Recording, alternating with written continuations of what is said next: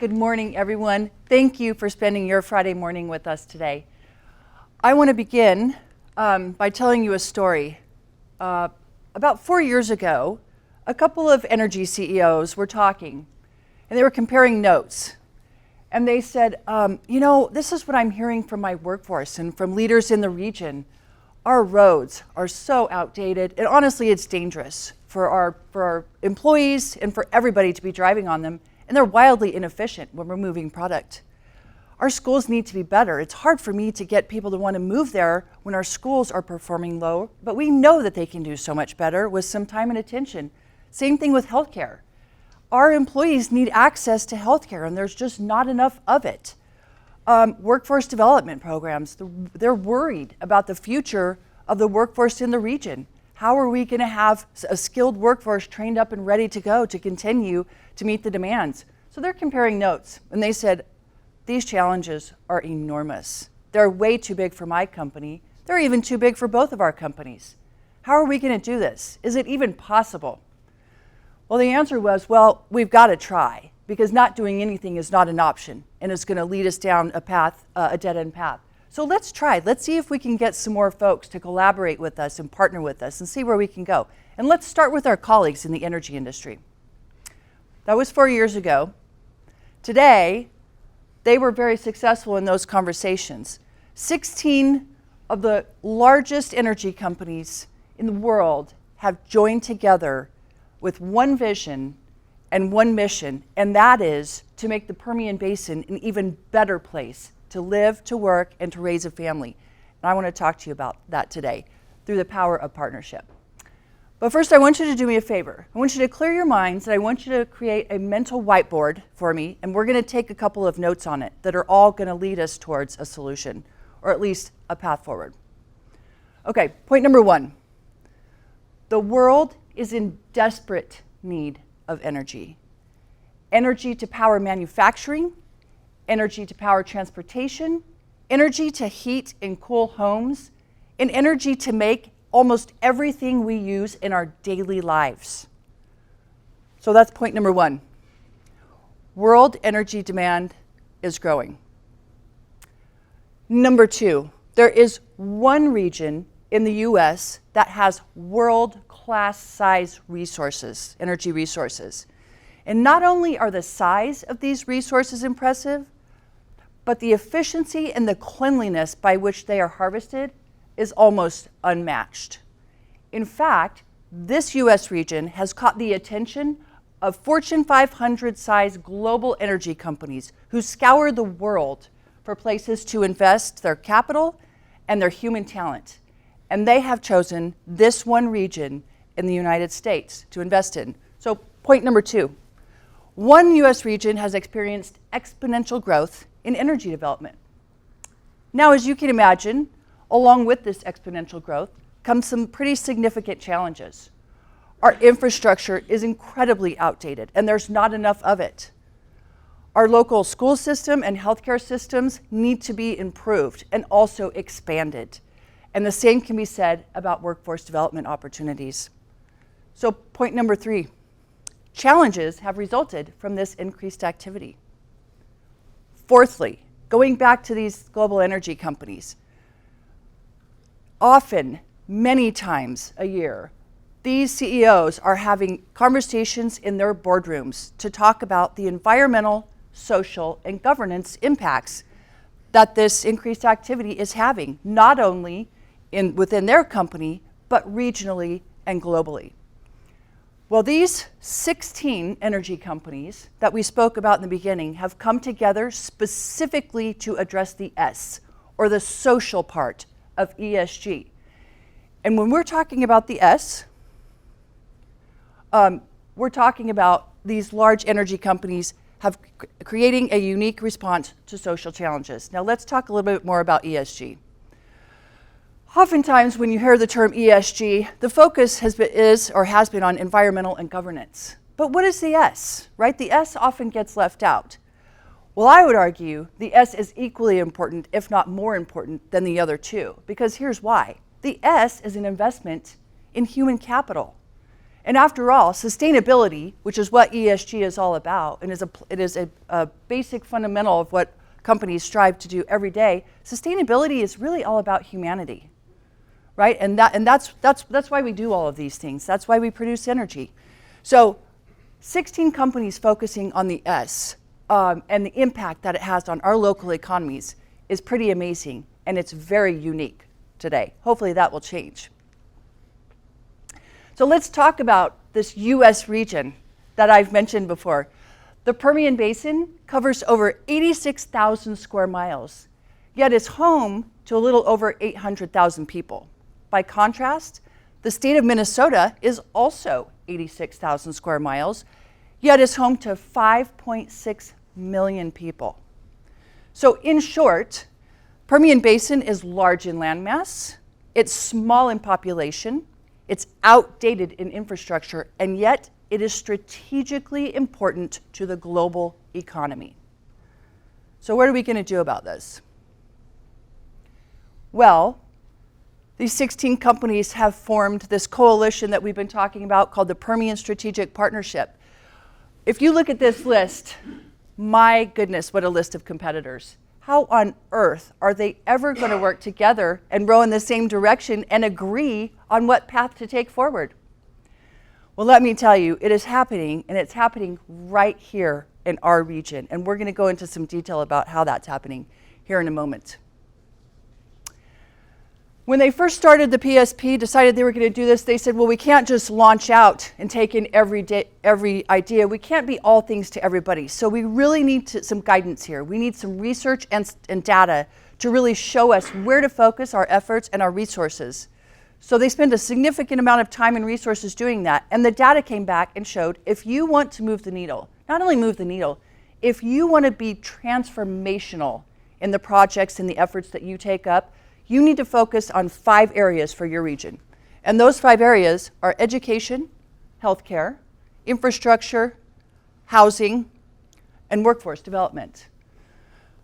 All under the mission to strengthen and improve the quality of life for Permian Basin residents by partnering with federal, state, and local leaders to develop and implement strategic plans under each of these areas. So now we've narrowed it down from a thought or a concept to 5 areas, which each of these areas are still daunting. How do you tackle one of these, right? Let alone 5 of them. Where do you start? Well, let me tell you, there's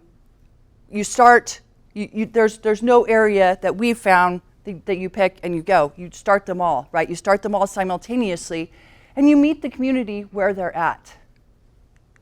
So let's talk about where we're at so far. So PSP is 3 years old now. And in 3 years, we have been able to directly invest $90 million in projects into our region.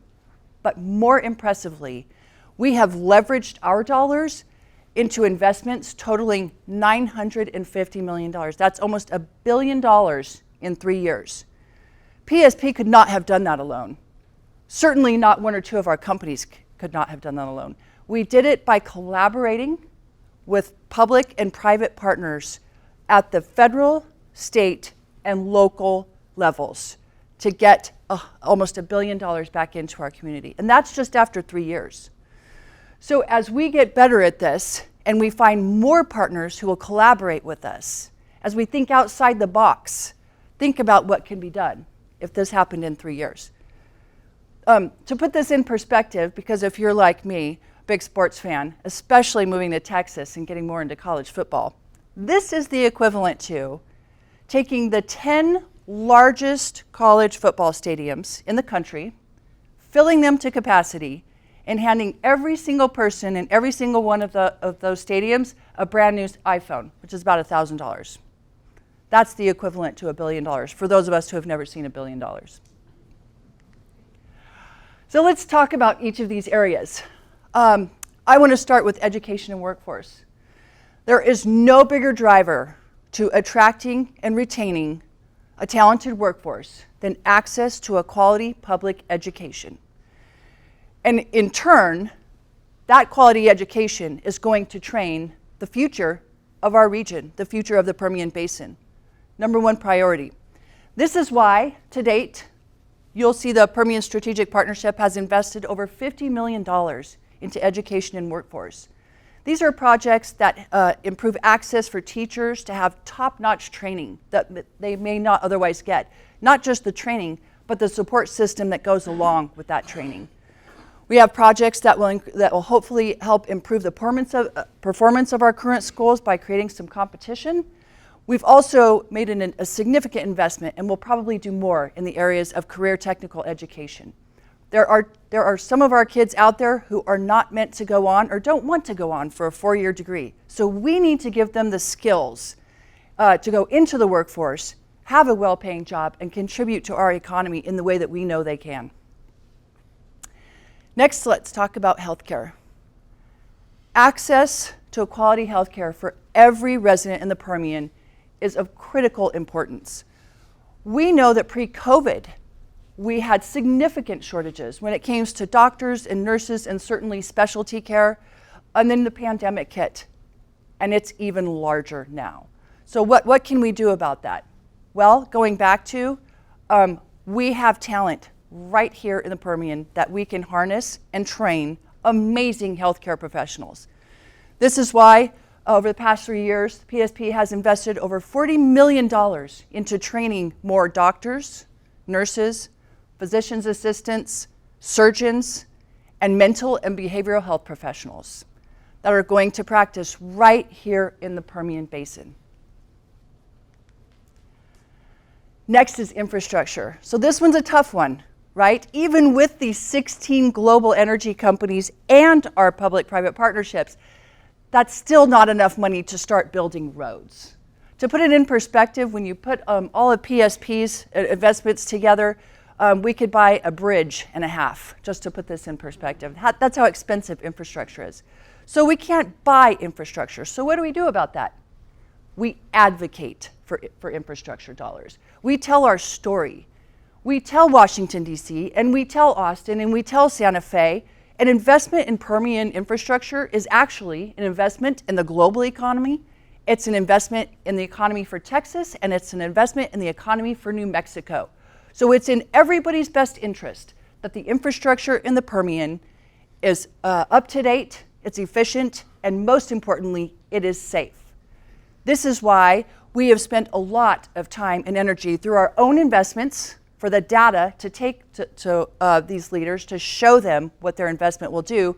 In advocacy, we've helped bring over $700 million in the past 3 years back to the Permian to improve our roads, to improve overpasses and off and on ramps.